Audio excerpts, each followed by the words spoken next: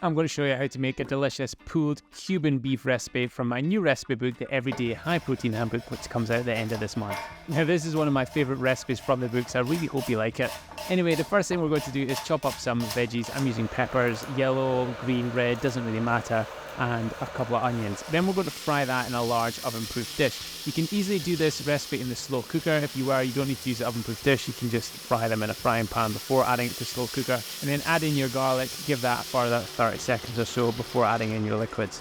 So I'm cooking in the oven, but like I said, if you did it in the slow cooker, use about half the amount of liquid that I'm using here and add in some corn flour as well. For herbs and spices, we're using lots of deep, earthy, delicious ones like ground paprika, turmeric. We're putting in some cumin as well. It's not a spicy recipe, that's probably why my kids love it, but you could easily add in some chili flakes or fresh chili if you want a little bit of heat to it as well, but I really don't think it needs it. It's got so much flavour on its own. Add in those bay leaves, stir it through, and then for beef, we're using a kilo of beef brisket. Now, I've still got lots of room in the pot, so you could easily double this up and scale it if you wanted more for meal prep.